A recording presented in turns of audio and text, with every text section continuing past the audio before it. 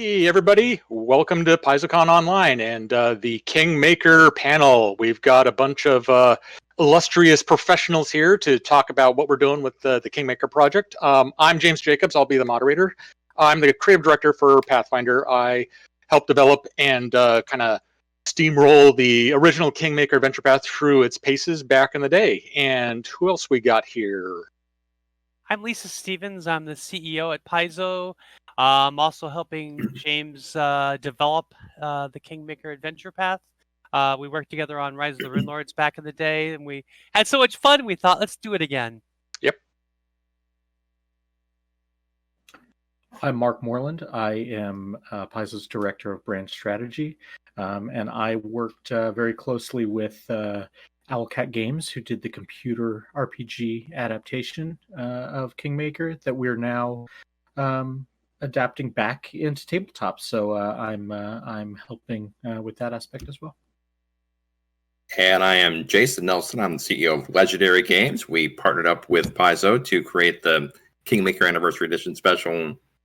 4 books worth of stuff, which we'll talk about in a minute. I also wrote one of the original chapters of the Kingmaker Adventure Path, number 5, War of the River Kings, and about 100 other things for Paizo. But this is a great project to work on, and I'm excited to you guys to learn more about it. Yeah, it's kind of this is I think the 4th Adventure Path compilation that I've worked on, going back, picking up what we did the first time, combining it into a big book, and it's hands down the biggest one that we've ever tackled. It's on par with the biggest project we've attempted, at Paizo. So it's pretty exciting just seeing it all come together. So just to get it out in front of everybody right at the start, there's going to be spoilers for the Kingmaker Adventure Path in this panel. We're going to try to keep them as kind of succinct and non-invasive as possible, but who knows what kind of truth bombs we're going to be dropping about bad guys or secret plots or anything like that. So if you're going to be playing in the new upcoming Adventure Path, try to keep your player knowledge and your character knowledge a little separate. So anyway, with Kingmaker, Kingmaker was, well, let's see, it was over 10 years ago. It was about 10 years ago that we did it. This is the 10th anniversary, more or less, of the Kingmaker Adventure Path. And when we first started it up, it was Wes Schneider and I were trying to figure out what we wanted to do for the Adventure Path after Council of Thieves, which was the first official Pathfinder Adventure Path for our own RPG. And we had a lot of people requesting adventures that don't have like giant big bad guys that you only fight at the very end, that the entire thing is kind of spread out, kind of like you start the first adventure, you know who the bad guy is, but you can't fight them until the end of it. They also wanted more of a sandbox experience, and it was a sandbox experience that we really kind of honed in on. We wanted to do an adventure path where there was stuff to do from first level all the way up to where we got like 17 levels or something like that.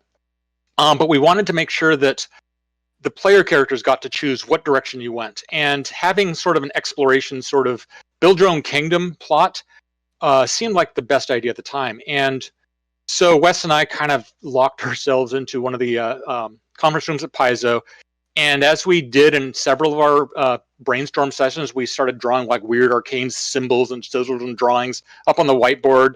For Kingmaker, it was really kind of devolved into us trying to figure out how are we going to build a kingdom? How do people build their cities? What do we do if we build an adventure path where the main city that it takes place is one we can't provide a map for because the player characters are building it? So we went through a lot of kind of just brainstorm ideas and came up with what ended up being one of the more popular adventure paths that we published.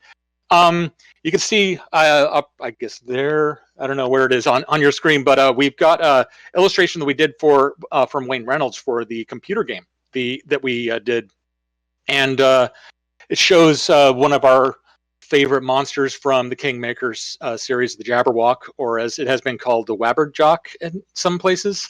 But it's there, menacing a big party of characters. We'll talk about all of that later.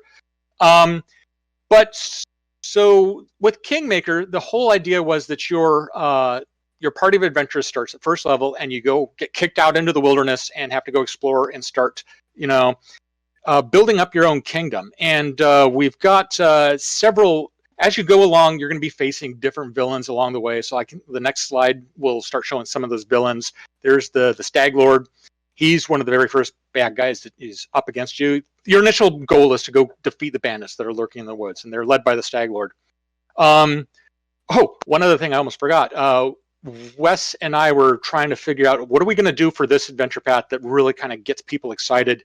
And the sandbox thing was enough, but we didn't want to limit it to that. So we reached out to Ed Greenwood and kind of brought him in to help us plot up some of the stuff. The Stag Lord was fresh out of Ed's brain. And he's like, I want to have somebody. I don't remember exactly what he said, but it was along the lines of we should have somebody with antlers on his head. And yeah, it worked out pretty good. Ed ended up helping us, throwing the monsters for the entire thing, and just sort of was a sort of a spiritual advisor, I guess I would say. So yeah, the Stag Lord's the first big bad guy you kind of face off against. There's all sorts of other villains as you go on. We don't have like one villain that menaces you the entire time. As it kind of works out, since we wanted to go with the sandbox, once you learn about a villain in the plot of the adventure, you can start moving toward defeating them as soon as possible. So the next slide, we've got another character, Vorticai, who's sort of an undead Cyclops. He's not sort of, he is an undead Cyclops. And he's kind of the middle of the adventure path, big, nasty bad guy that you come up against. And Vincent Trade is the guy that did all of these images for us. And there's just so much detail and just inspiring, just character. We get these guys in and it kind of reverse inspires us. Like we have the idea that I want to have an undead Cyclops Lich be in this adventure, but then he gives us this guy with this glowing red eye and we're like, that should be sort of a magic item. So it's really kind of this sort of constant train of inspiration when we're working with our artists. And the next guy, King Iravetti, the next slide, is sort of kind of the guy that you think is the main bad guy as you're going through this campaign, building up your kingdom. King Iravetti runs Pitax, which is the next kingdom over. He's not a very nice guy. This was the idea here was we wanted the player characters to see this kind of he's evil, but he's more of just like arrogant, kind of bad art critic, stuck on himself jerk that you kind of want to face off against. And eventually later in the campaign, you do face off against him using sort of a narrative mass combat set of rules. You can clash armies against him. And then the goal was that once your kingdom is complete and you defeated the opposing king, we didn't want to just stop it there. We wanted the player characters to have a chance to enjoy their kingdom and then have some sort of just otherworldly threat come in and just attack them out of the blue and test their kingdom's limits. And the next slide, that's Nerissa, the Nymph Queen.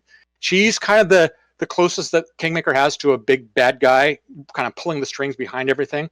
Her plans for the region, there's like little hints of what's going on throughout all of the adventures, but they're pretty subtle. One of the fun little side notes about the way this all played out is once Kingmaker was out, people really enjoyed it.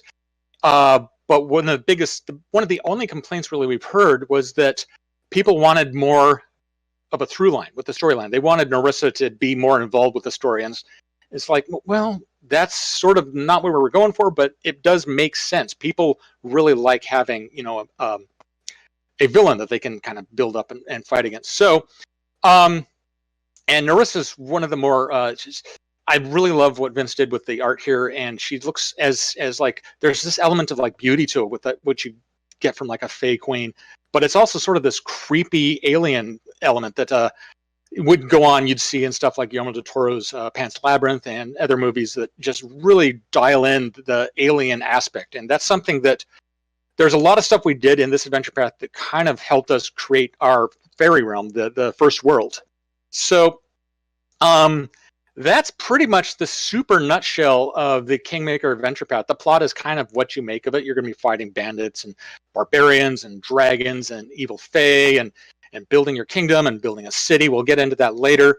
But the actual storyline as it plays out is sort of left to the player character to decide what to do. So I'm going to kick it over to Lisa right now to talk about why we chose to do Kingmaker as our first second edition compilation and as like proof as to how you can make this game your own and have things happen in it that were never really part of the initial plotline. So take it away, Lisa. Thanks, James. So, as any of you who have been following Paizo one of the things we've always said about these compilations is it's kind of a way for us to go back to something, to an adventure path that's been a favorite, and one of the ways we've always kind of figured that out is that if it sells out. And so Rise of the Rune Lords and Curse of the Crimson Throne were the first 2 adventure paths, and when they sold out, we did anniversary editions of both of those. And about a year and a half, 2 years ago, Kingmaker sold out, and we knew right away that we were going to do a compilation, but we decided to wait for 2nd edition because we knew that was coming. We thought it'd make a great launching point for 2nd edition. And then last year we got the brilliant idea of doing crowdfunding for it on Game on Tabletop, and it kind of took on a life of its own in terms of growing to be what I think is probably going to end up being the biggest gaming product probably ever made. I'm not sure I've ever. Well, there's a couple. There's been a couple of those there's been a couple books that are close to this big. I think Frog God did a couple that were probably close to 1,000 pages. I think, James, is where we're at. Yeah, it's overall there's about 1,000 pages through all the books we're doing, and that doesn't even touch the other stuff we're doing, the support products. Yeah, so it's good. There's a lot, and just to let you know, I mean, Rise of Rune Lords is 600 and some pages. So this thing is almost twice as big as Rise of the Rune Lords. That was huge. And so, part of, another reason, that I think Rise of the Rune Lords, Kingmaker works so well at this time, especially at this time of our lives, is I think the cool thing about it is this whole idea of the kingdom. And when you're going through and running the adventure path, everybody fights the Stag Lord, everybody fights Mordecai, but what happens in your kingdom, what your players decide to do, and the route you decide to go is really kind of what puts your own stamp on the adventure and the campaign. I think one of the things that you're gonna be excited about, I'm not gonna spoil all his little stuff, but one of the things that James has done is really making the kingdom in the new edition much like a player character. You pretty much build the kingdom like you would a player character, complete with attributes and flaws and things you're good at and things you're not so good at. And so the kingdom takes on the just like a character has, takes on these characteristics of, and you kind of say, oh, that character's really good at picking locks, or that one's really good at doing this, at fighting monsters or whatever. Your kingdom's going to kind of do that too, and you have to make trade-offs. You have to decide, where you're gonna be really good at, what you're gonna be known for, and what kind of stuff you're gonna shove under the carpet. And it's much like the way you have to build a business in the real world, or even a country in the real world. There's only so much money to go around, only so many places you can put your effort, and so you kind of have to make these decisions, and those decisions could come back to haunt you, they could come back to help you, and that's kind of exciting. When I actually ran Kingmaker for my home game. I've got the same gaming group going back to Shackled City. That's the first adventure path we ever did at Paizo back in 2002. And that gaming group, actually, it goes before that even. It goes back into the 90s. And so we ran Kingmaker, and one of the things I like to do is when we do these compilations is take the experience that I had running the game and use that to help us develop the campaign in a way. If there was areas that I had trouble, or there was where there was problems, like like in Rise of the Rune Lords, when we did there was a couple of points where the connections between adventures weren't exactly clear a lot of times, of where you go next, and so we added things in. James and I added things in to help make it smoother. And in this case, I think it's just having those experiences, and thinking back to my campaign. I mean, one of the best. this would be a spoiler because I have to tell you about my favorite NPC I've ever played. And he's in Kingmaker, and his name is Grigori. And Grigori is, let's just say he's set to kind of sabotage your kingdom. I won't say who's sending him, but the best thing about Grigori is he doesn't break the law in sabotaging your kingdom. He just tells the truth. And the neat thing about that is truth is so, what you want to focus on. And so for instance, in our game, there's a certain encounter where there's a lumber consortium and there's a dryad, and they're kind of at odds with each other. And the lumber consortium wants to go in and lumber in a hex, and the dryad has a grove of trees that she's protecting. And so there's this kind of tense standoff. And no matter, if the players go in and back up the lumber consortium and basically take the dryad out, Grigori will go out to the populace and talk about how the horrible player rulers are destroying the wildlife and destroying the kingdom's natural beauty, and the fae that live there. They've lived there their whole lives, and he'll rile the people up against this, modern industrialization and despoilment of forest. But if they side with the dryad, then Grigori can go and say, "Oh, the poor player characters. These rulers are horrible. They're stopping the economic development of the and of the country, and they're siding with these weird esoteric fae that come from another world, and they're not like us and stuff." And you could just play this off no matter what your characters decide. Grigori's there to point out the way they didn't take and how that hurts somebody in the kingdom. That, if they built a temple instead of building more tenant or more housing, then there's the poor homeless people. They're the rich. The rich get to go to their big temple, but the homeless people don't. Poor guys. Yet, if you build more housing, then it's like, well, where's our faith? Who's taking care of our connection to God? And so you can just use Grigori as his foil. And the nice thing about it is he's not doing anything illegal. He's just out there telling the truth the way he sees it, and finding the people that are hurt by whatever decisions the players make in their kingdom, and he can use that and twist that to kind of rile them up and cause unrest. I have to say, the reason I love Grigori so much is because my players became so frustrated because they were kind of leaning towards law at the time, like a lawful sort of kingdom. And he got them so frustrated by following the laws that they actually kind of took a shift towards chaotic.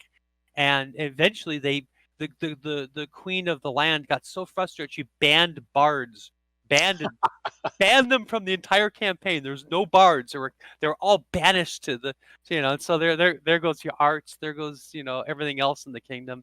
And so Grigori got banished, and they thought he kept taken care of, but he came back with some Hell Knights from a nearby area of the River Kingdoms, and the Hell Knights came in because of all the chaos that was being sown by these leaders. And when they finally defeated him, I don't think I've ever seen the characters more happy about defeating a big bad guy, and they never even did really fought. It was just all about politics and maneuvering and stuff. And it was a real fun way to play a role-playing game, because it wasn't just about going into the dungeon, but it was this thing, their kingdom, that was being set upon by this person with words. And I really love that part of Kingmaker, and it really kind of made our kingdom really different and heading down a different path.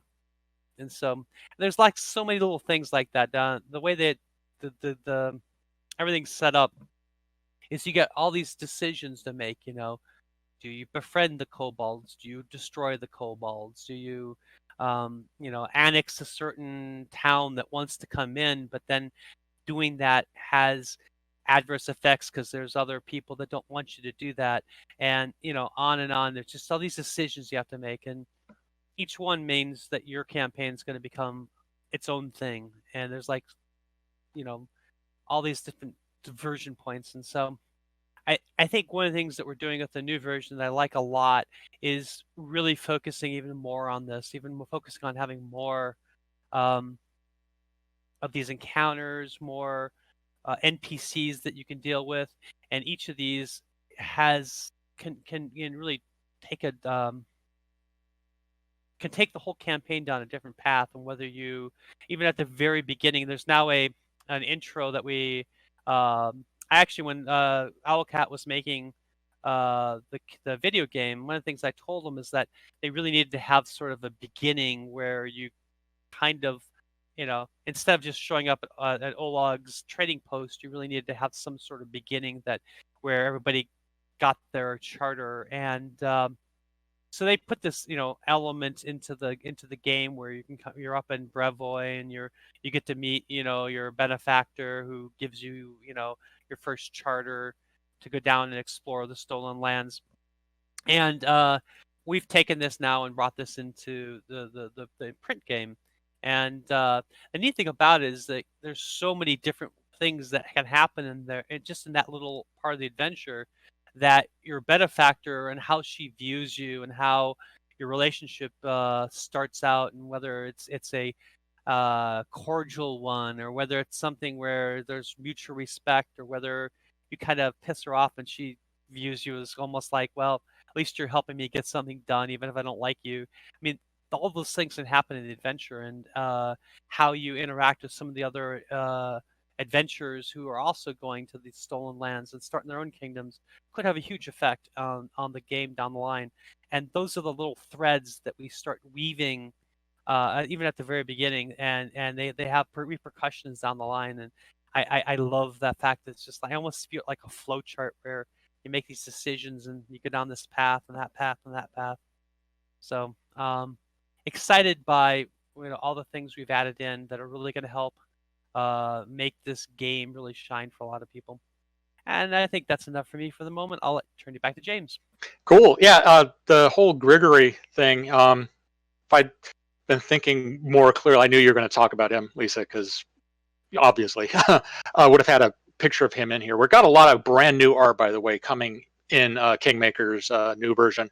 It's still in the process of being created, so we don't really have anything to show off, except we have one thing coming up at the end of this the stream that we'll get to soon enough.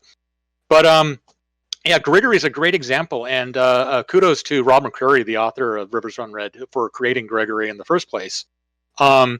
He's the exact kind of guy that people love to hate, but in the adventure itself, I think his encounter takes up maybe half a page, maybe a page, and it's a great example of how one character who's pretty minor as written in the campaign can become such a huge, important element of a specific table's playthrough.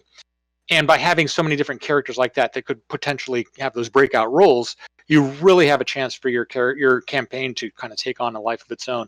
I'm right now, well, not right now, but I'm currently developing that section of the adventure path where Grigory comes in, and I know that we'll be talking a little bit more with how Jason's team at Legendary came in to kind of gather everything together. But they've got a whole section where there's a trial of Grigory's sort of downtime event that plays out. And a special warning, Lisa, we have a lot of pages, but we can't add an entire new adventure path just about Grigory in here. So we'll see what we can do. But anyway, so yeah, Kingmaker is not only something that so many of us have really loved playing through on a tabletop venue, but it's also something that we work with Owlcat Games to bring in as a computer game. So Mark, can you talk a bit how that whole process played out? Yeah, so Owlcat actually approached us. Let's see, the game came out in 2018, so it must have been 2016, maybe late 2015. And they said, we made a video game of your Kingmaker Adventure Path. We want to show it to you. We thought, we didn't tell you could do that, but they showed it to us anyway, and it was great. It was such a good adaptation, and this was just a little slice just a proof of concept that they showed us, and it was so rich and so So I don't know. It just captured it so well that Hey, we were like, Mark, I always want to throw something in here. When they first came to us, they just came to me with a picture at Gen Con. They actually came and asked for a meeting, and all they had was a piece of art, and it was actually that piece of art's never been seen, which is kind of sad. But it was a picture of a owl bear. You were kind of looking down at the a forested area, like overlooking the river kingdoms.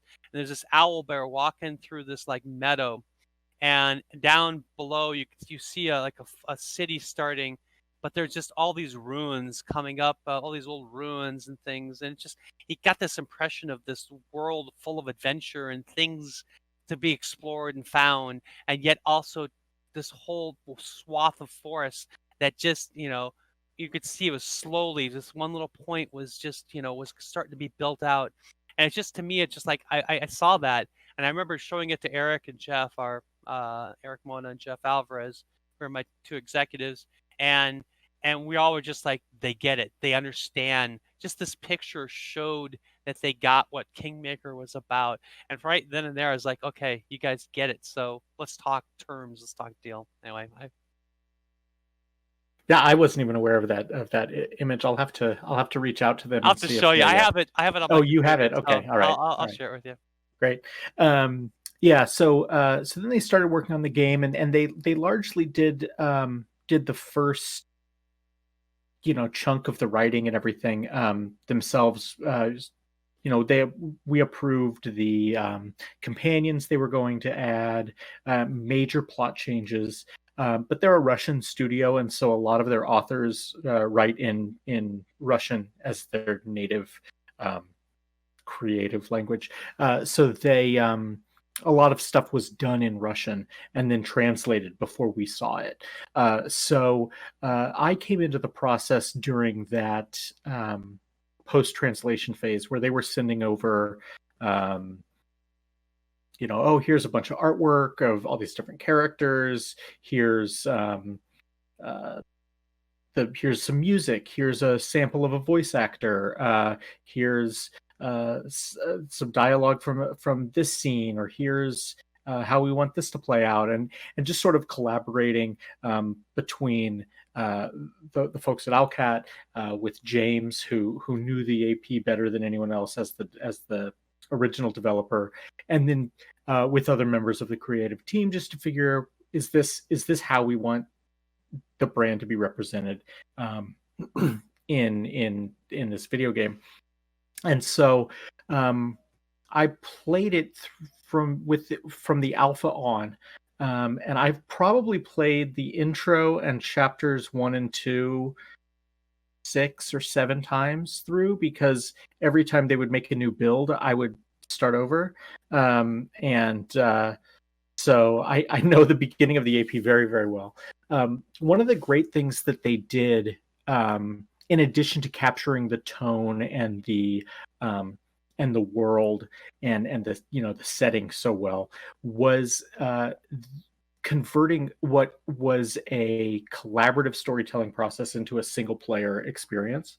And I know that they ran multiple campaigns of Kingmaker with different members of their creative team being GM, and they incorporated a lot of the same way Lisa said that in her game Gregory has a specific memorable role. They had the same experience with other NPCs in their campaigns, and so then they were able to take that and build that into the final narrative. But by using the companions, who essentially make up your adventuring party, it allows the single player to have that party experience with the really rich conflicting motivations and goals, so that you get that inter-party dynamic even if you're just playing by yourself. And one of my favorite things about playing the game and the approvals process was just seeing some of these new things that they came up with, or new twists that they added to the adventure, which at that point was probably 6 or 7 years old when they started working on it. It was a lot of fun. I think they did a really good job of adding an overarching narrative. James was sort of talking before about how for it to be a sandbox, you really can't give too clear of rails for the plot to move along. And I think that they did a good job of sort of adding some underlying themes that sort of linked stuff together. They were really focused on the curses of the area and how at each level they were sort of playing up the influence of Narissa on those events, which in the tabletop game, there really was we heard a lot of feedback from fans that there wasn't a lot of foreshadowing that she was going to be this villain that you face at the end. And so I think that that was just another one of the many things that they improved on. So lots of back and forth with them. It was a great process, and we're happy with the game that they did, and they're currently working on a second game, which is an adaptation of the Wrath of the Righteous Adventure Path. I've already started playing the alpha on that one, and we'll see what comes of that. So it was a lot of fun to work on that, and then to be able to take the new things that they added, these really well developed, memorable characters that are the companions, as well as extra side plots, extra connective tissue between adventures, and pass that off to Jason and his team to adapt that into second edition rules, and then interweave those with the updated tabletop campaign. It's a really interesting process to see so many different groups of people all working with the same material. It's like an exquisite corpse, which was no, I don't mean it's a beautiful dead body. That's an art term that was done by the surrealists and Dadaists, which was one group of people that you draw your picture on this frame, this section of the frame, and then you fold it over and you pass it to someone else, and they don't know what you've drawn. They just draw their part, and then they fold it and pass it on, and you can end up with some really great creative work by having people each have their own phase of being in control of sort of what direction this takes, and I think that makes the final project even richer. So in its third iteration, I think that it's going to be even better than it has been in the past two. So that's basically the process with Owlcat, and we're looking forward to seeing. I'm at least looking forward to seeing how some of that stuff translates into the tabletop game again. So I'll pass it back to James, and we can keep going from there. Cool. Yeah. One of the big things we knew we had to do with this was to bring in a lot of what Owlcat had done with the game, and bring in some of their additions to the game. Just as they had to make a lot of choices in adapting a single player or a group play experience with the tabletop into a single player thing, we then took their single player stories and had to translate them back into the group version. So it's very much like Mark was saying, sort of this exquisite corpse of like this handoff of, all right, now you're creating, all the way through. It's been a really kind of interesting.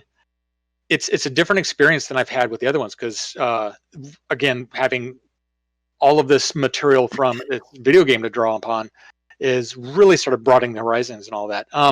We also, when we decided we were going to do this, we were also doing another tiny little project. You may have heard of it. It's a second edition of Pathfinder.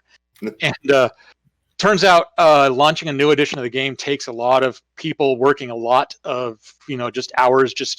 Things were pretty crazy busy at that time, as they're always pretty busy. But it was pretty obvious at the start that we were not going to be able to just take Kingmaker from start to finish all the way through and still work on second edition. So we started talking about, well, we need to bring somebody in to basically take the first pass, to gather all of the material together, to convert as much as possible into the second edition rules, to create new content, to filled up, either translating some of the stuff from the video game or even brand new content.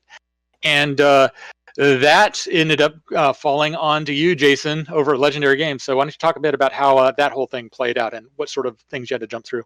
It's quite a process to get through, and our initial conversations between Rachel, my business director, and Eric Mono, kind of back and forth about some projects, and it kind of at first it was just, well, what about doing this for second edition? And then it kind of grew from there. Well, what about making it more? What about making it bigger? And then what about doing something to add on some extra content for D&D 5th edition? What about if we do some stuff revising the new stuff back for Pathfinder 1st edition? And the project kind of grew and grew as it went. And so even from our end, this project kind of got bigger and bigger. And I think part of the process of getting to where we got was just showing that you know how to do a big project and being able to maneuver a ton of moving parts. And like Lisa talked about how big this project was. And so I had to go out to people that I knew who worked with Legendary Games, people who were experienced with working with the Pathfinder system, working with both Pathfinder 2 and Pathfinder 1, and with 5th edition for the stuff we did for that. And so we ended up having, I think, over 24 freelancers working on the project altogether. And these are people who are experienced, people who had worked with us before, and we had done other cross-system projects. Like, we made a Forest Kingdom campaign compendium for Pathfinder 1 and for 5th edition D&D. And having those kind of people who were intimately familiar with that kind of work, who were reliable, who we knew we could work with them, was really important. Because with a project this big with so many moving parts, you really have to make sure that you are working with people you can trust. And even with that, on the project management side, things can slip and things can slide. So you might make sure you have reliable people to keep moving forward. And that was where contacts also with Mark and with James was really important, to be able to kind of go back and forth as we went through the process to kind of show, here's what we're thinking of with this. And some meetings in person, some conversations over email, and some of that was with the adventures themselves. That was in a way the most straightforward part of it. Like, hey, here's a great adventure, let's make it new for the new system. But then we had all the extra stuff we wanted to add on, which James, you or Lisa or Mark can get on a little more, and maybe in the Q&A as far as exactly what all else is in there, but expanding what Wilderness Encounters are all about. All of those kind of cover quests inside the first edition of the Pathfinder thing, some of which were actually integral to the flow of adventures, and others which were just sort of fun little sidetracks. How do we work those into a new edition? How do we work all that Outcat content in a way that makes sense for a tabletop game? Because I got sort of the map screenshots from Mark and some of the conversational scripts, but a lot of those were sort of built and programmed with video game logic. And so how do you make that make sense in a more interactive kind of way? And then we also had to think how much more stuff will be added in. And with a crowdfunding project, we have stretch goals going along. New things get approved. We ended up adding entire chapters kind of in between some of the others, which also meant we sort of were sliding around the level basis for where the core Kingmaker adventures were. So we had our intro to the Outdoory up in Brevoy, which is now your prequel. That's kind of your first level intro, which kind of adjusts how you're going to roll right into Stolen Lands, Rivers Run Red. Then you sort of make a side trip into the Season of the Bloom, which was new content from the Outcat game, which for Kingmaker players who have only played the tabletop version will be entirely new. But since now that slides into like around 8th level or so, now you're pushing back the Varnhold vanishing a little bit. And so it wasn't a simple, straight one-to-one kind of change this into that. We had to then build out how things need to be adjusted and tailored to make it fit at the new levels, and especially for the latter parts of the adventure to make it all come together. Mark addressed the idea of building up more connections between adventures, because by the nature of the sandbox, each one was mostly self-contained.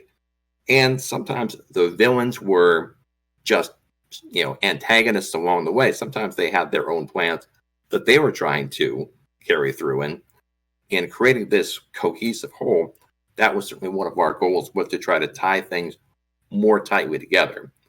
Not so much that it becomes a railroad, but there are more connective through lines that are visible from the player side.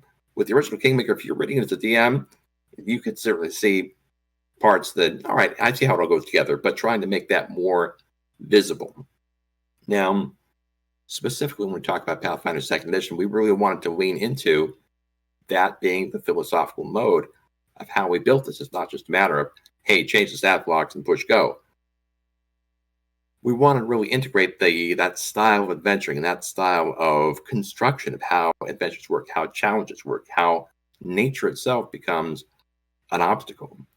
And having the weather and the terrain and making the encounters dynamic in that kind of way. But also, to go with Lisa's point about the kingdom building rules and tying those together and making them more integrated. So we can talk more, I guess, more about the kingdom building rules in the Q&A, but that was a section that was near and dear to my heart. James and we had done the original version of them in Kingmaker, and then when we kind of revised for Ultimate Campaign, I had taken that on to revise those and wrote that chapter. But then I had also written a lot of extra stuff for Legendary Games, expanding out what you could do with kingdom rules and coming back to sort of reconceptualize that for what it would mean in Pathfinder 2nd Edition. It was tricky because you wanted to make sure that the math all made sense, but you also wanted to make it something dynamic and engaging and not completely devoid. And that was why, design-wise, I came to the idea of making the kingdom basically an extra player character. And like we said, you've got your attributes of what your kingdom is good at and making them work more like a character's statistics. Your kingdom gains experience points for doing kingdom things. So instead of trying to bridge that back directly into XP awards for your characters for adventuring, as your kingdom advances in level, it gains its own attributes. It gains its own, essentially class features and class feats and that sort of thing. So you build up what your kingdom can do. And we also leaned a lot into the sort of 4-level success, your failure, critical failure, success, critical success, so that there is more uncertainty baked into the system. In some ways, with the original system, the numbers got so big that rolling the D20 was kind of an afterthought unless you rolled a natural 1. And so we wanted to make sure that while you could plan ahead, that you never quite knew what was going to happen from month to month. But it wasn't so completely out in left field that you didn't, have any idea what's going to happen. So that was a delicate balance to walk through, but with a lot of expansion. And that was part of the stretch goals. We expanded the kingdom rules far beyond. It's more than double the length of the kingdom rules in the Ultimate Campaign book for 1st edition, and probably about 5 times as long as the original Kingmaker Kingdom Building and Mass Combat rules from the original adventure. So there's a ton of content. There's a ton of moving parts. There's a ton of levers you can pull, but you can also play it fairly simply if you want. There are kind of directions in there. We expect you want to try it out. We want you to try and play the system, but it's not going to be so overwhelming that you can't play without it or that you just get buried in the details. We kept it very similar, very familiar to what playing your character is already like. And so that design philosophy, I think, let us come up with what is a pretty fun and user-friendly, but still very robust and interesting system of how you can do that adventuring. Now, as far as how that kingdom building will be accessible later on beyond the Kingmaker book itself, that definitely is a James and Lisa question as to whether that will become part of the online core rules. I certainly hope so, because I think it's something that's fun that people can incorporate in any other campaign, but it's so deeply embedded in what makes Kingmaker that I was very happy with what we finally came out with it and how it all came together. Do you want me to talk about some of the other books, or do you want to address that separately? I think we'll address the books actually in a little bit. I'll call back to you when we get to there. Sure. Anything else you want me to kind of go into as far as the substance of kind of what we did and why we did it? Actually, let me go through what we're doing right now with it, and then I'll probably call back on you, Jason, a couple bits to explore a little bit. It's the whole process of building all of this up into a brand new book. It's really it's been a lot of work. Like Jason was just saying, bringing in 24 new authors there's a couple of like Tim Hitchcock, I think you brought in, correct? A couple others who worked on the original adventure. But Richard Pett did a little bit as well. Cool. And it's been for me, one of the things that is always, I've said this to a lot of the other developers at Paizo, going back through looking at something that we did 10 years ago that we were really proud of, and just comparing it to where we're at today, it's shocking to me just how much better we've all gotten at like editing and developing and plotting and all of that. It's really just, we've been going in the right direction, I guess is what I'm saying. So yeah, with building the new version, the main adventure path itself is going to be, it's I think a 640-page book. It's about the same size as the core rulebook for 2nd edition, and that's going to contain all of the information you need for the 2nd edition playthrough of Kingmaker, and it's the single biggest chunk of what we're doing for this entire relaunch. I've gone through a lot of the kingdom stuff that Jason turned over. I think it was like 80,000 words of content for. I think when I cut it back down, it might have been back down to the 70s. So yeah, I think it was 70. And we had this element of like, well, we've got a lot of room in here. Let's just do whatever. And then I started paginating it, and I was like, whoa, we've got a lot of stuff. So it's really the way that if you know how to build a character, you know how to run your kingdom. I think that's the strongest element of the new rules. So actually, dovetailing into that, we got the next slide we've got coming up is one of my favorite images we had back in the day in the first version, which was basically Mauricio helping to direct all of the other people out there building their kingdom and all of that, and she's of course doing her job from a comfy little hammock. Sela's down there, not too pleased with the situation. Lem's goofing off in the background. But the idea that your player characters are not just going to be adventuring, fighting, trolls and slaying dragons, but you're going to have to build stuff. And how every player in the group should have their own roles, whether they're, building it or gathering the resources or directing from the comfy hammock. And so you start at like something like this, and then eventually as the campaign goes on, like we'll see in the next slide, you'll get to a town like Pitax, which is it's already built, and it's an entire region that your characters can visit at the earlier in the campaign, or once things go pear-shaped and there's a big war in this kind of spoilerific War of the River Kings adventure path titled. You can annex Pitax and decide, whether you want to let it be its own freehold, or you want to take over, or you want to burn it to the ground and start over. All of that is really up to your characters to choose. And so, how that all played out back in the day, Wes and I were trying to figure out how we wanted to model all of this, just kingdom building and really like building your city as well. And we came up with sort of a grid-based system, like we have in the next slide. It's a super simple, just a 9-panel screen where you've got all of your city's elements are going to show up in this grid. And in the new edition of the game, as I've been working through with Jason's turnovers and new content and all of that stuff, it really segues and just bolts onto the downtime system really, really well. And so all of your kingdom turns are going to play out at the end of a month. You go through all of these downtime activities, build up your kingdom, and then there's a section of that turn where you're going to build up your nation, basically.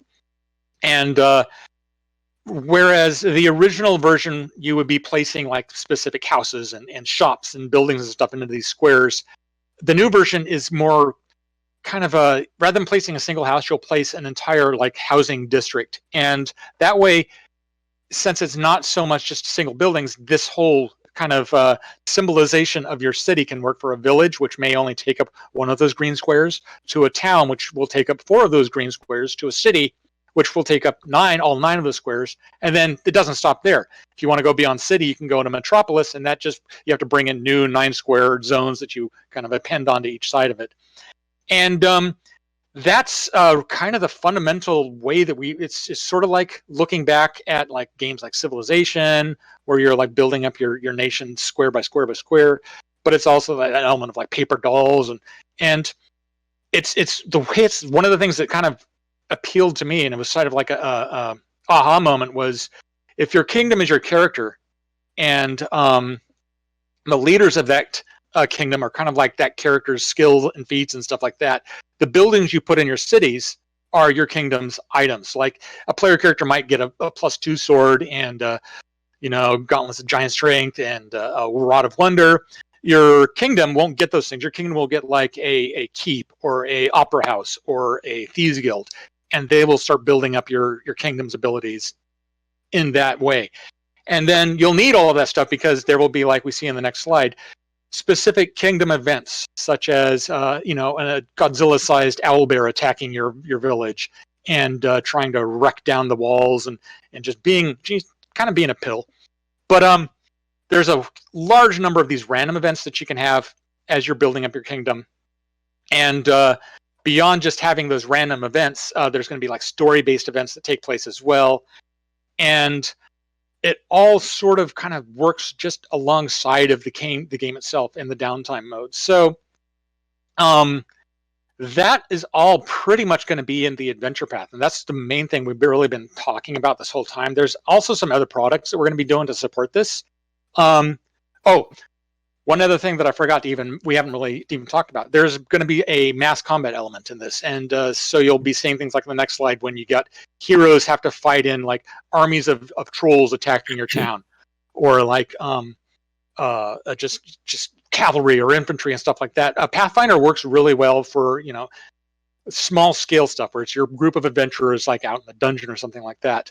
But the mass combat element in here, I haven't actually dived into working on that element yet because I'm still working on the first half of the adventure path. Mass combat doesn't kick in until later, but it's going to also, just as the kingdom rules and the city building rules, it's going to lean into the downtime mode. So you'll, rather than having to play out entire, battles with these things, you will be able to just take a couple of downtime rules influenced by the way you've picked up your armies and your generals and all of that. And it should be a lot faster to play out. It won't be as disruptive. And you will be able to just handle these things quickly and succinctly, but in a way that we hope is more exciting and less disruptive to the play of the campaign itself. So that pretty much sums up the adventure path. We've also got one of the biggest supplementary ones is the companion guide, and that one is basically a lot of the Owlcat characters that in the video game are surrogate player characters, because in the video game you're playing one character and these companions come along and take the role of the other players in the party. Obviously in the tabletop version, all of the player characters are already covered by your players at the table. So these NPC companions have special roles that we've built into the game, and we've got several of them in a multi-page format where you'll get like stat blocks for them and their personalized quests and additional kingdom abilities and camping abilities. And we've got sections in there for expanding, like just camping out in the woods, cooking food, hiding from monsters. There's more rules on like the wilderness and the weather and stuff like that.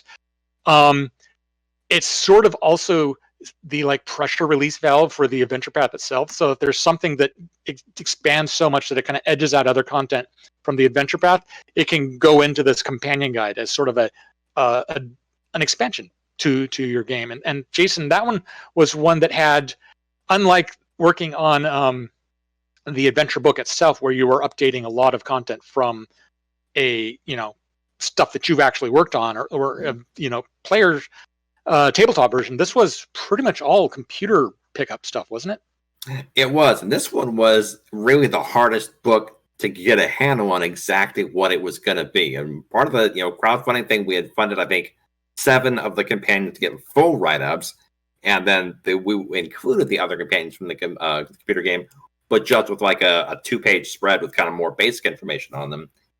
But we kind of looked at it. I talked to Mark and we kind of figured out what are these characters all about. We looked at people's kind of online reactions to what they really liked about those characters. We went to the Paizo message boards and some of the Pathfinder wiki site that they had, really talking about each character and what kind of made them fun, what made them exciting to do, and so it was a lot of a. It's not an absolutely uniform experience you're going to see, because each one had their own tailored stuff that is unique to them. The goal, of course, is to make it feel the most cool and interesting thing it could be for each character to represent. And so it was bringing that stuff in, bringing those quests in, and having each character be someone that you can encounter at various parts throughout the adventure path. And they each have their own stories that can engage with you as you go along. And they may be a minor character that you sort of meet and pass by, or they may be someone that you make a real connection with and you meet again and again throughout the adventure path. So the 7 full-scale ones, they each have their own separate, when you say a mini quest, they're almost like a sidetrack adventure that you might go on with them to help them out with something. They might come to you, they've made a connection, even as far back as some of them you meet in the introduction at the Outdoory Manor House from the very beginning of the AP, and they may come back again at 5th level, or they may come back again at 10th level, they might come back again at 13th level, and it's like, there's something I really need to do, and there's stuff in there how to engage with them if you decide to help them, if you don't. And it integrates them as well with the kingdom rules, like you mentioned. So if you do make friends with and help them, maybe they have a new magic item formula they can share with you. Maybe they have a new kingdom ability which they can grant to you. Maybe they can allow you to take new specific actions in downtime mode or exploration mode, or they can enhance the actions you could already do.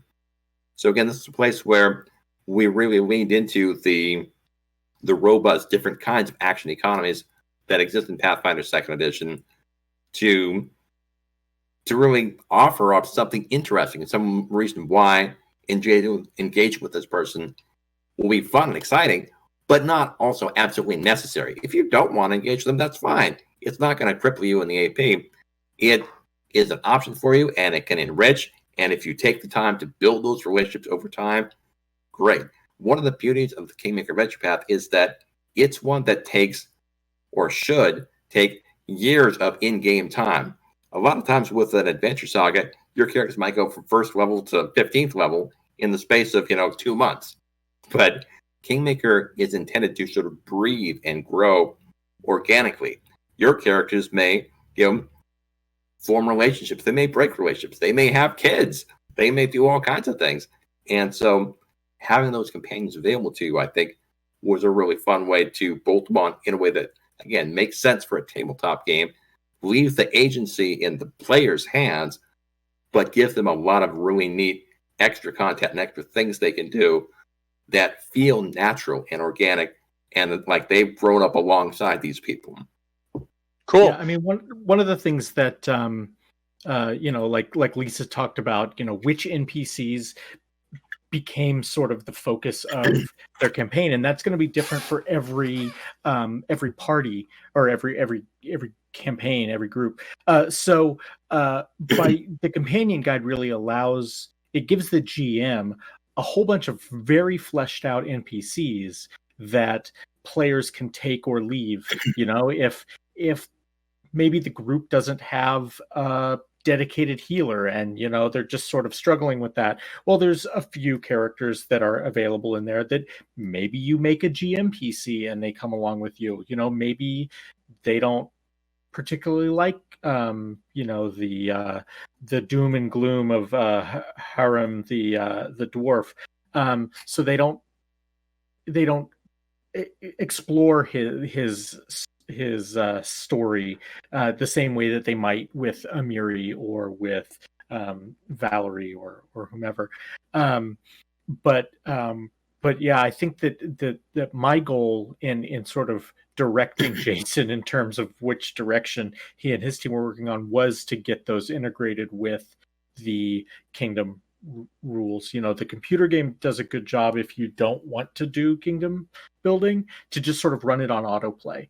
And one of the nice things about having all these extra companions is if your characters are not or your players are not interested in sort of managing the kingdom, they can make allies with these people and then let them do it. put them in charge of some of that stuff and use their skill bonuses and their their stats to sort of run the kingdom in their stead. And so that I think is really exciting. That was one of the things we made a point of doing, is to work in specific things, and some of them are better at certain things than others. So one of them, this person's character might be really good as a general, or might be really good as a treasurer, but maybe not so good as a diplomat, and vice versa. So each one has things that they're good at, and also because they have personalities, each one of them may have things they want to do, and they may make requests for you or push you to do, even if that's not necessarily the thing they're best at. And kind of like Grigori, that you have to learn by playing who fits well where.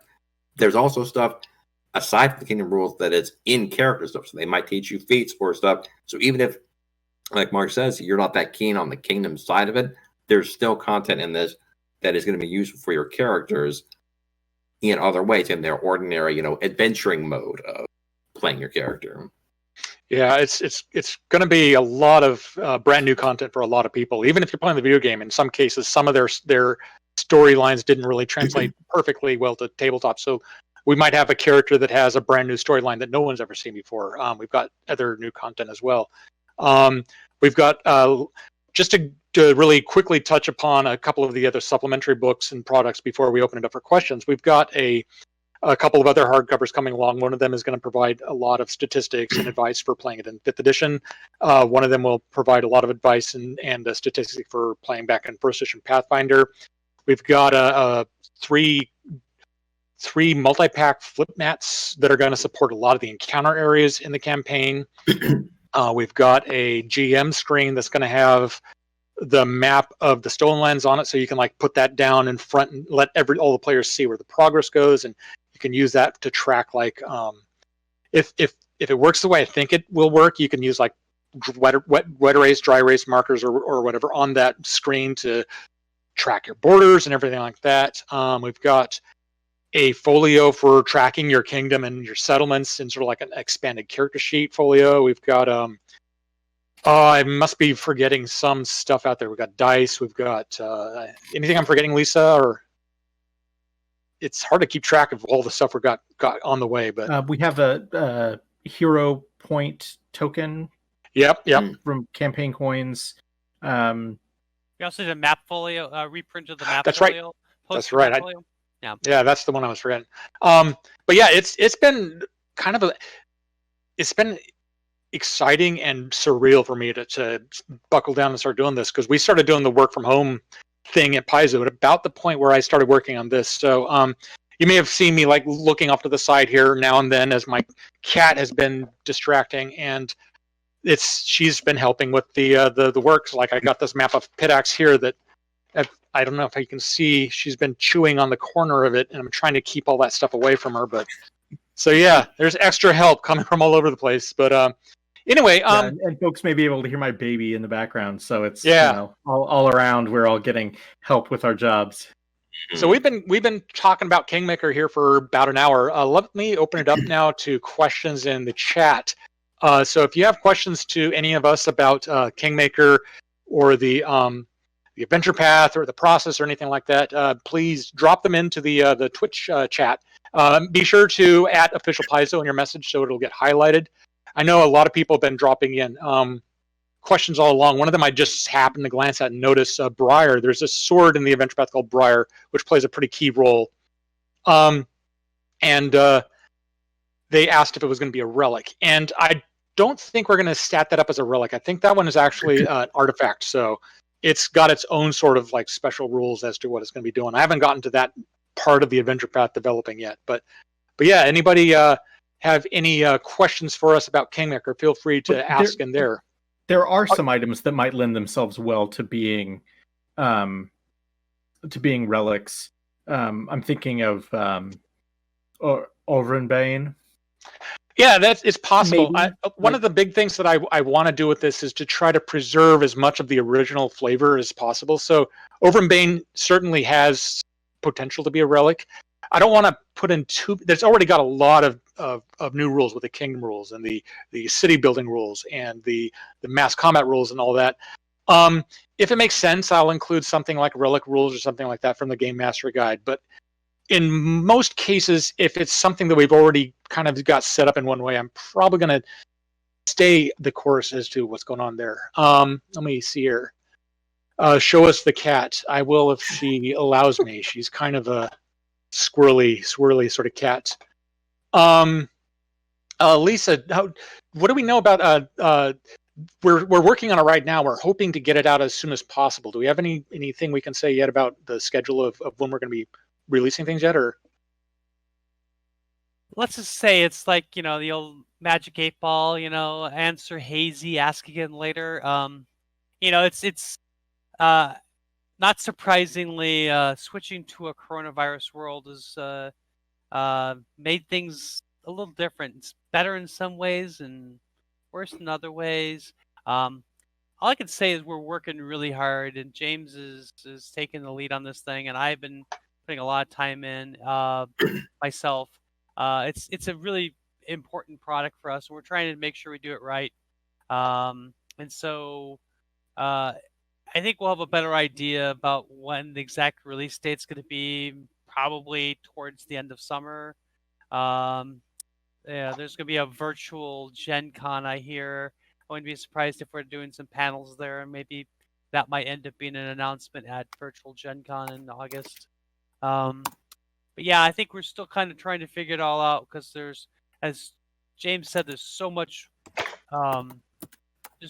text and stuff that he's going through, and like, for instance, he was working on the adventures and then realized he needed to get the kingdom rules done, so he took a break from that, went to the kingdom rules, got those in shape, and then went back, and it's like, because he kept leaving all these little like notes, like, once I get the kingdom rules, I got to come back and look at this, and and so there's just so many intertwined pieces, and sometimes you may go later, go through 2/3 of the adventure path and development and find something to go, oh crap, I got to go back and go through these 2/3 and fix some things because I changed something way back here. So it's a big hunky piece of text, and so I think we're just gonna, and once we get further along, and once James has had a chance to get through the entire thing, and we find out where we're at, and I think that's when we'll get a better idea of how long it's going to take to print and stuff like that, because that's the other thing, is you have to print it, and it's going to be a lot of books and stuff, and then there's all the fulfillment for the Kickstarter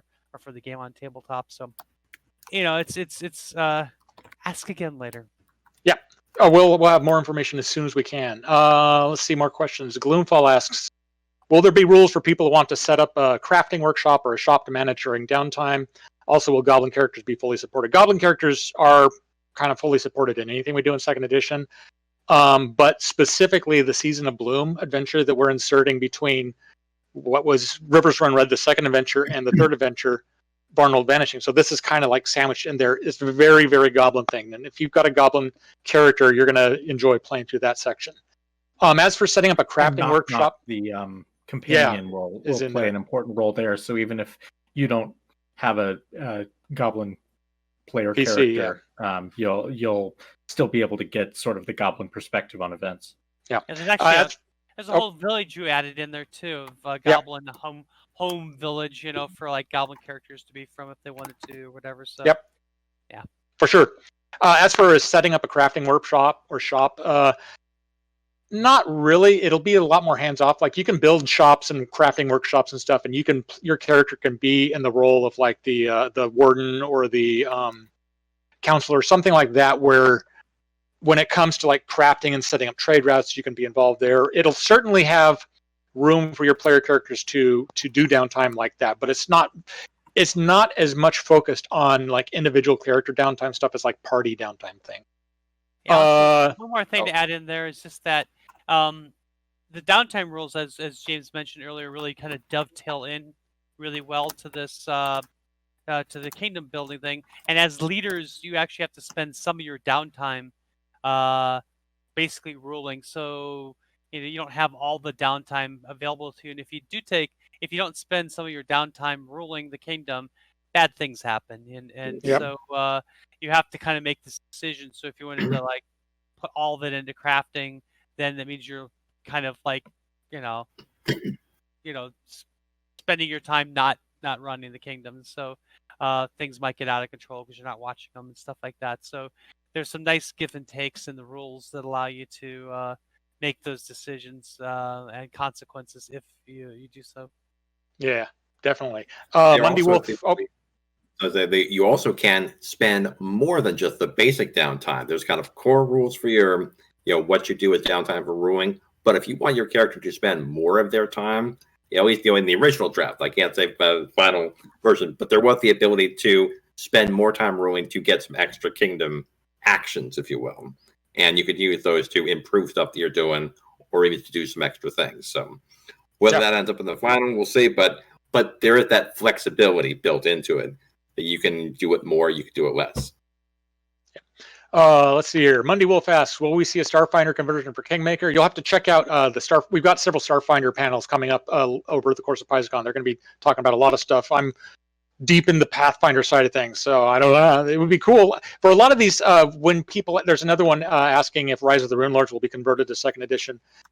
We don't generally say what we got planned. We got plans going out way into the future, but one thing that we do need is if you want us to do something, let us know. Let us know if you want a Starfinder Kingmakers game. Let us know if you want a second edition Rise of the Rune Lords. PaizoCon is a great chance to get some one-on-one just requests in like that. And most of us have AMA threads on the Discord as well. So if there's a particular staff member that you see in a seminar, or someone by looking at the credits page of a book was the lead developer on it or whatever, stop in and see whether there's any thing. That's one of the great things about in-person PaizoCon, or Meet PaizoCon as I like to call it, is that you can just walk up to whomever and just say, hey, I really loved that adventure you did. I'd love to see X and Y. We want to give people that same experience here, so check us out on the AMAs. Stephen Prather asks, are there any plans to make this available for the digital tabletops like Fantasy Grounds and Roll20? That's something that we're really trying to get going just across the board. Is there some place we're going to be talking more about that, Lisa, elsewhere during PaizoCon, or is it just a generalized? Yeah, we're going to be trying to do a lot of this, not necessarily just for Kingmaker, but Mark, this is you. Yeah, Mark. I am currently leading Paizo's VTT Strike Force, which in the wake of our current global situation, we realized just how vital this resource is to the community. And so while we've had partners on various VTTs up until now, we're really working to try and increase the amount of content that they and we are producing to go up on those. We don't have anything specific to announce now because we're still finalizing some of that. But it is our intention to get maps, to get adventures, to get as much as we can possibly do without ceasing production of the stuff that pays our bills. So we'll still, without sacrificing the publishing of books, we will try and get as much as we can available on VTTs. And I think the eventual end goal is to do as much day and date as we can. Whether or not that'll be possible with 1,000 pages of content from Kingmaker remains to be seen, but we certainly will be looking to get as much of it available on VTTs as we possibly can. Hey, James. Oh, yeah. Don't you have a picture you want to show? I was just actually looking over and realizing I forgot to announce that. Yeah. So let's. We've got the actual cover from Wayne Reynolds. So that's the next slide coming up. This is the cover for the Adventure Path book itself. Brand new illustration. I picked the 4 characters we showed off at the start of the stream specifically, so you could see where these 4 sort of characters come from. So so there you go. You got the Stag Lord, King Aravetti, Vorticai, and Narissa all kind of lined up in front of the untamed wilderness that your characters are certainly not going to have any trouble like claiming and expanding your kingdoms into. So they will say, Please come in and rule this land. Yeah, we want to help. We're friendly. Free. So we'll keep that one going there for a little bit while I answer a few more questions. Sir Servan Laureate asks, are there any player options included? Yeah, absolutely. As Jason was mentioning earlier, a lot of the companions are going to be have like knowledge of special feats or spells or items or something like that that they can teach your characters during when they encounter them during downtime. The very nature of the fact that this has a lot more downtime means that you're going to have more time to rebuild your character or retrain your character or learn new abilities like that. The adventure path itself is going to have new spells and new magic items as well. So there's absolutely going to be some new player stuff. The camping system is going to be in there. The camping system that we're adopting from the computer game as well will give you additional actions and things you can do when you're setting watch or building camp or whatever that I know a lot of groups currently just sort of hand wave. We'll be giving more character options for that. So if your character's really good at hunting, that you can possibly do that and whatever. Yeah. So. The campaign traits from first edition, I think, also got turned into backgrounds for Pathfinder 2. Yep. Somebody had asked that question in our Twitch chat. Cool, thanks. Lying Dutchman asks, will the kingdom building rules be available separately from the Kingmaker Adventure Path? At this point, the Kingmaker rules, the kingdom building rules have to be really hyper focused on supporting Kingmaker itself. So we mentioned this in the text, like if you want to build a kingdom in the desert or up in the Arctic Circle or something like that, there's not going to be as much support. But there's certainly room in there for us to look at perhaps expanding them as a campaign neutral expansion or something like that. We'll have to look into that. But at this point, they're going to be in the adventure itself. And even if we don't do something like that, there are a slew of third-party publishers who will be able to do that sort of thing. I can't think of any off the top of my head, but yeah. I think there is a reason we went with Legendary Games to do this conversion. I think one other thing to kind of point out is that because the kingdom earns that experience. Right now, we have the experience, in the campaign itself. So as you're going through Kingmaker and you're running into events that affect your kingdom, you get experience for that, not just for yourself but for your kingdom sometimes. And so if you were to take these rules and add them to a different campaign, you'd have to figure out those experience points and where the kingdom is going to get its experience points. So any if you did Rise of the Rune Lords or whatever, you'd have to figure out how that's going to interact and that. So there's needs to be a system built to tell the GM how to give experience points to a kingdom, and that isn't in here. It's specifically, we already gave you all the experience points for your kingdom. Yeah. Mm-hmm. Carbond Metric asks if any of the Alcat characters are going to be added to the product. Yeah, that was the companion book that we were talking about earlier. It's a 128-page hardcover that will add all of the player characters from the Alcat game. Some of them will get larger footprint than others, but they're all going to be NPCs that you can bring into the game as additional characters to help rule your kingdom or villains to fight off against. They're not going to be presented as NPC. They're not going to be presented as pre-gens for your characters. Although you as the GM could take those and kind of help the PCs build them up if you wanted to do it that way. Nightfox19 asks, XP, fast, normal, or slow? So this is a sandbox game. And if you were to basically run this adventure as I'm looking at it right now, using the medium or the normal XP progression, and your player characters did every single thing, you're going to hit 20th level no problem. Probably well in advance of the points at which you probably should be. If you're going slow, you're still going to hit 20th level no problem. There's so much content in this thing that you really can pick what your preferred XP method of building up is best for your table, and then play what parts make sense, what parts don't make sense. Since it's a sandbox, it's actually kind of tricky for us to say level up your characters here or here or here or here. So instead of the classic, what you see in our Adventure Path and advancement track, where it's like you need to be 4th level before starting this, and you need 5th level before starting that, we're going to be doing that part by part in each of the chapters to kind of let GMs know you should be this level before attacking this and should be this level before that. But it's a sandbox, and part of the fun of a sandbox is, getting in over your head. For third level characters going into a hex that has like 6 hydras in it or something like that, they panic, they run away, they gain levels, they come back later, and they have this sensation of progression and accomplishment that they can take care of a problem they couldn't handle early on. So it's really Sometimes pretty. the sandbox very is full of quicksand, is what you're saying. Oh yeah, there is in fact quicksand in this adventure path in at least one encounter area. So that is definite. Bard Colin asks, are there any interesting player options available in the adventure path, such as campaign-specific backgrounds, archetypes, and ancestries? We did mention that there are specific backgrounds you can pick that will help kind of set your character's kind of background in there. That's going to be built into the very start of the adventure path. We don't have any archetypes or ancestries in particular in this adventure path presented as player options, but it will support a lot of the stuff that you want to play as, just from the core rules or from the advanced player's guide or other products that we haven't yet announced. So stay tuned over the next couple of days.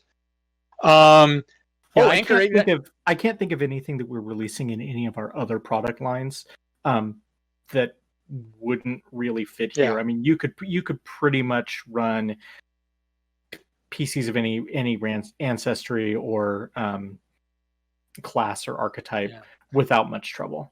Anchor 89 actually has a great question. Will the second edition Kingmaker be available for purchase again? I think that's a Lisa question. I think I know the answer.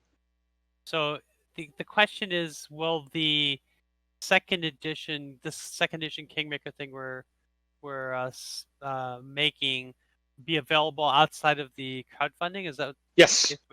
Yes, of course. We're gonna print it and sell it through all of our distribution channels, Paizo.com, hobby stores, bookstores, Amazon, you name it. They'll all have it. So it's just like Rise of the Rune Lords and Curse the Crimson Throne. It'll be an evergreen. We'll keep in print for a long time.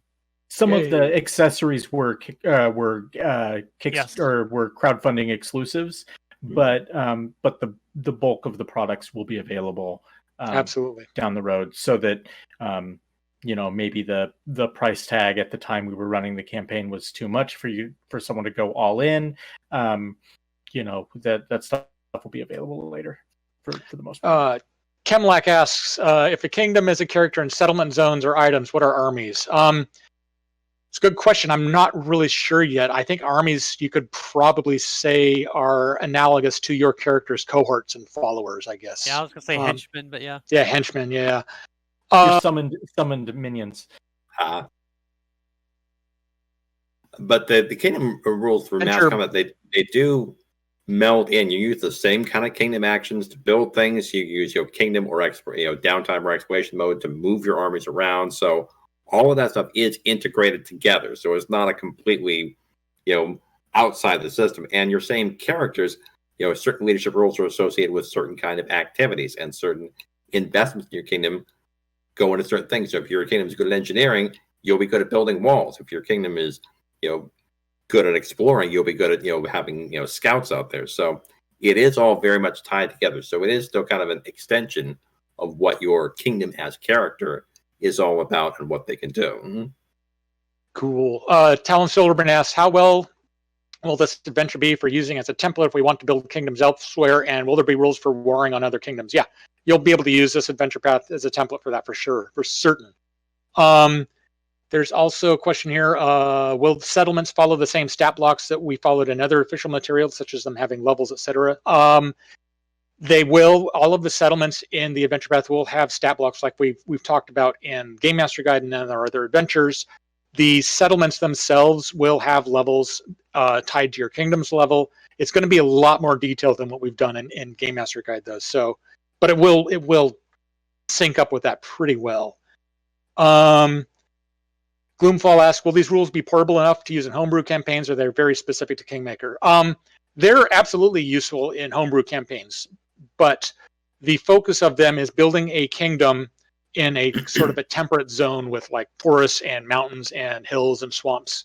If you are building a kingdom in like a desert or somewhere really kind of that doesn't fit into the same sort of area, you're going to be able to look what we did with our section and expand on it pretty easily. In the same way that if you look at like a wizard, and you'll see that they've got all these different spells, you can still make new spells for your wizard and expand on that for your homebrew. So yeah, you will be able to expand on it relatively easily, I suspect. I'm looking forward to seeing what people do with the rules and everything on the message board for sure. Voiceless Trout asks about the troop template. The troop template is not going to be part of this book. If we have an encounter where you're fighting a lot of people at once, it's going to be handled through the narrative warfare mass combat system. Kemlak, do I anticipate the Kingdom spreadsheet might be useful fan creation for the second edition version? Perhaps. It's going to be easier to run than like some of the feedback we got from the first edition was you need a spreadsheet to optimize your characters' kingdoms and all that.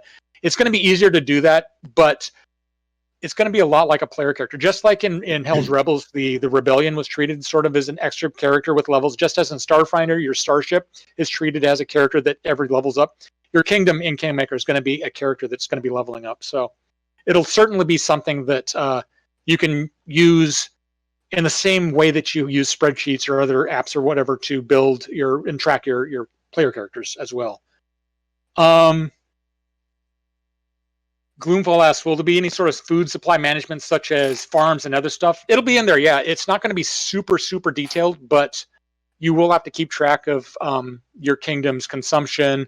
You're going to have build farms in order to handle, like, if you have a lot of like armies and so forth. So there's going to be a lot of different areas you can expand and spend your kingdom's resources on. One of the things I really wanted to touch on real quick before we're out of time here is in first edition, the underlying philosophy of the kingdom was kind of based on the fact that in first edition, your character's power as the adventurer is tied really strongly to the items that you gather. And that means how much gold you gather as you adventure. So you go on adventures, you get a lot of treasure, you spend it on upgrading all your items and stuff like that. And second edition doesn't have that philosophy as much. So in Pathfinder, in the second edition of Kingmaker, it's going to be a lot more focused on your kingdom's level as kind of the arbiter of what sorts of powers and abilities and options your kingdom is going to have. So there's going to be a lot less of like building 16 graveyards in your cities to spam a specific trait that you want to get just up into the astronomical numbers. Numbers aren't going to stack as high as they did in first edition. And in fact, you can thank Mark Seifter for hounding me on that graveyard thing. In this one, there's a specific event that if you have too many graveyards in your settlements, you're in deep trouble. It's the Undead Uprising event. And you don't want to have a lot of graveyards if the undead get, uppity. Let's see here. Unless you're a party of necromancers, in which case maybe you're going for that. Yep. Oh, mystic medicine. I don't know how you're saying it, but asked, is this a 20 level adventure path like the other second edition ones? Yeah, absolutely. We're adding a big high level dungeon underneath Candlemere for, I think it's like 15th, 16th level characters. We're adding a kind of a final chapter where, sort of inspired by what Alcat did with the end of the game, where you deal with somebody beyond even Narissa. I'm trying to keep the spoilers a little light, but it's maybe fighting demigod type stuff. But there is this campaign is set up for your characters and your kingdom to go from first level all the way to 20th level, and there's going to be plenty of XP in there for you to farm up and get there. So absolutely. Let's see. Zertigan99 asks, how will NPCs from Alcat that have classes and ancestries not available for second edition be detailed, like Tiefling Kineticist twins, Octavia, Ragangar, or Megas, or character options that aren't yet available? So those characters are player characters in the Alcat game. They're not player characters in this version. They're NPCs that travel with you. And they might go on adventures with you. They might stay at home and just run, your kingdom's treasury, or they might end up being monsters you fight, if you get in a clash against one of them. Some of them are evil, some of them are good, some are chaotic, some are lawful. And as a result, since they're not presented as player characters, we have more room to present their options in this game in a way that doesn't require an entire ream of, player character options. But it's also a place for us to sort of like test the waters for some of those things to see how people, maybe are interested in those sorts of things. So Since NPCs in Pathfinder 2nd Edition are created as monsters, we aren't really limited by whether or not a character option is available. But again, if people really like what we do with some of these characters, that'll let us know perhaps which classes we want to look at doing in the future. Let's see here. Anybody else on the panel have any closing comments as we starting to wrap up and run out of time? Oh, I do just have one thing, that while Owlcat was, I reached out to them to ask if they had any news or any updates on the Kingmaker game that we could announce here. They did not give me permission to say anything, but they did say that an announcement is coming, and for folks who are interested in the future of that game, in whatever form it may take, should keep an eye on Deep Silver, the game's publisher's social media channels, and watch there's a game convention, I guess, happening next week. I don't remember which convention it is, but there will be news soon. So keep an eye on that. That's all that they allowed me to say, and I don't want to jeopardize our relationship by saying more. But Cicatrix has a quick question. Can you speak how Hexploration was updated and improved? That's actually in the Game Master Guide. We knew that we were going to be doing a Adventure Path with this involved, and that's why you'll see a lot of Kingmaker flavored monsters showing up in Bestiary 2. That's also why the Hexploration rules are in Game Master Guide. So you can check that out right now to see how we're going to be handling the exploration issues in Kingmaker. It'll be expanded on with new options and new abilities, particularly in the companion guide where you've got new options for like maybe Ekondio has some sort of ability, I think, to track giants. Or I forget what exactly it is. I haven't done much work on that book yet. Should be trolls. He should be trolls, able to track trolls. But definitely there's going to be some exploration is going to be a big deal in this Adventure Path. Cayman Kinley is asked for me to explain more about mass combat. That's not something that I've really gotten into yet in the development. I'm still in the middle of building this whole thing up, but it's basically, as we mentioned earlier, it's going to be handled in the format of, I guess you could look at it almost as a cross between a downtime event and a hazard. So like it's got its own little sort of stat block, and you make a roll and you apply your army's resources and everything to or your kingdom's resources, and to determine what's going on.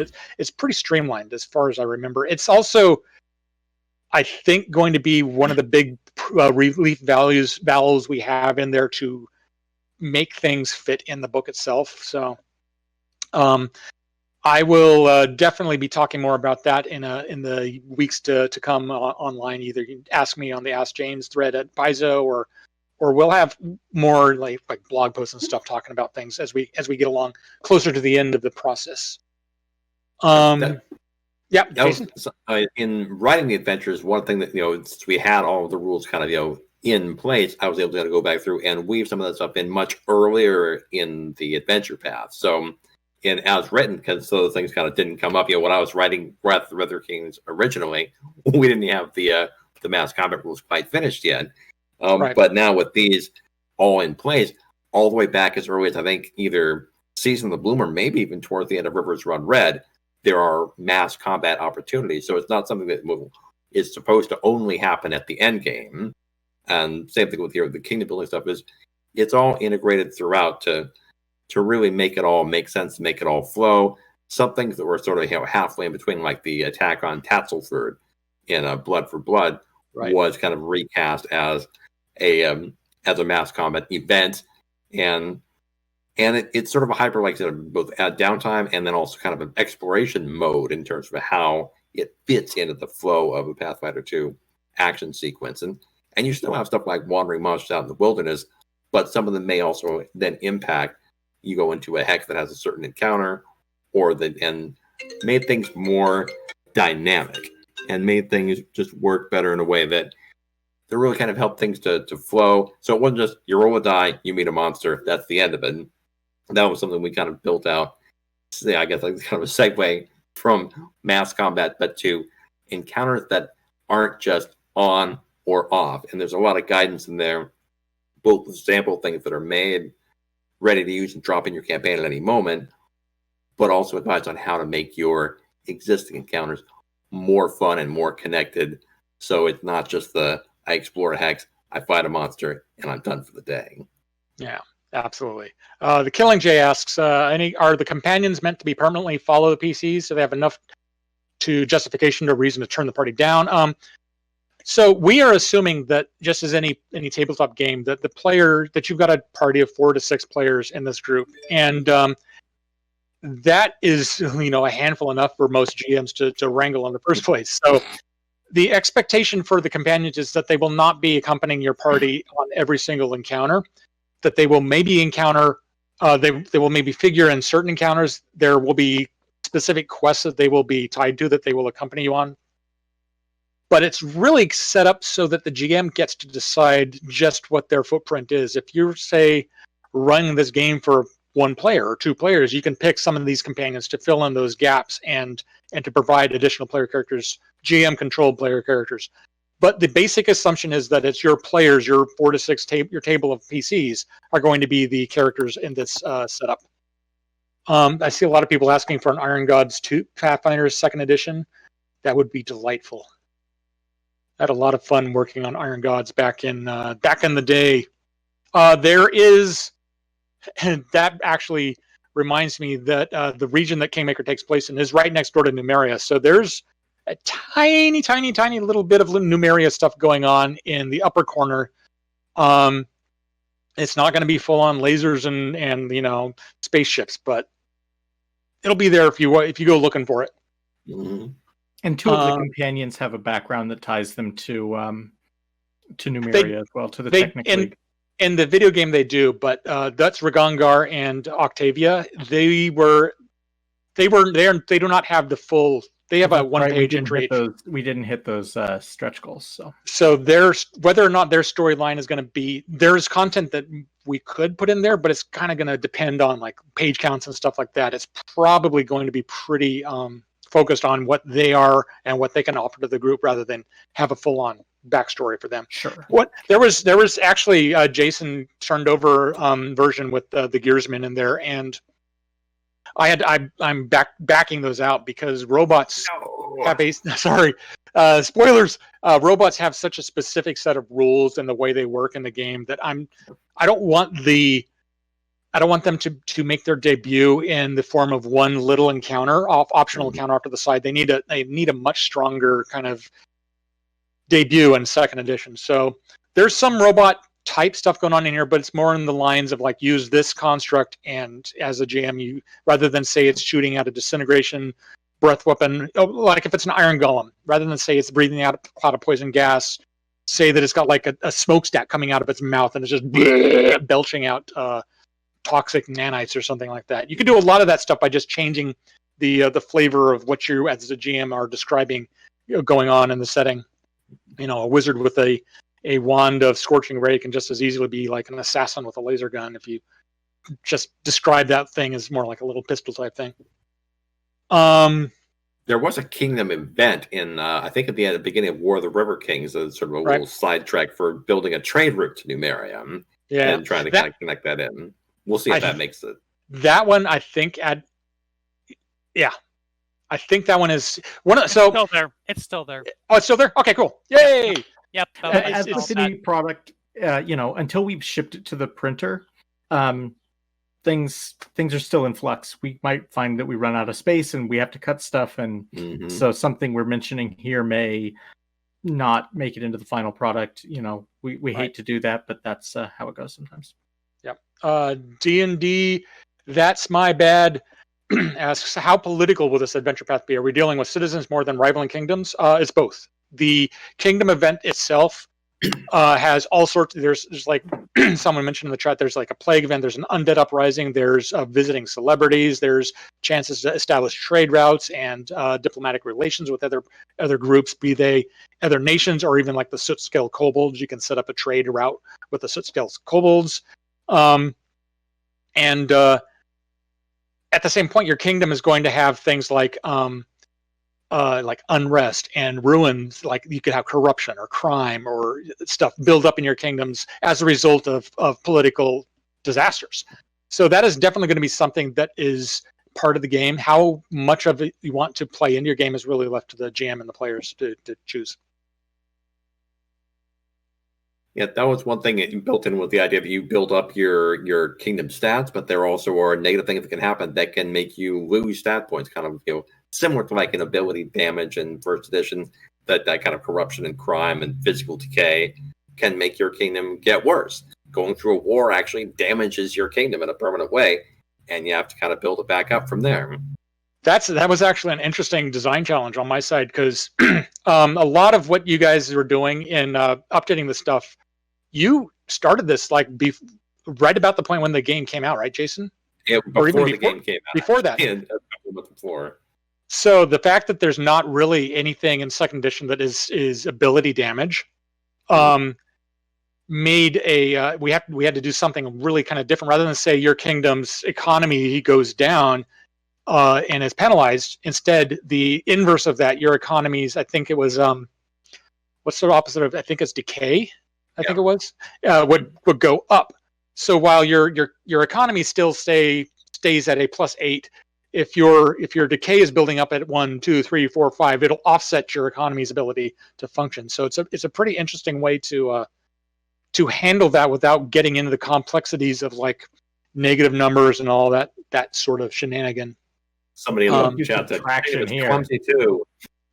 Yeah, exactly. Wow, lots of questions. Just scrolling through and trying to keep up. But yeah, definitely.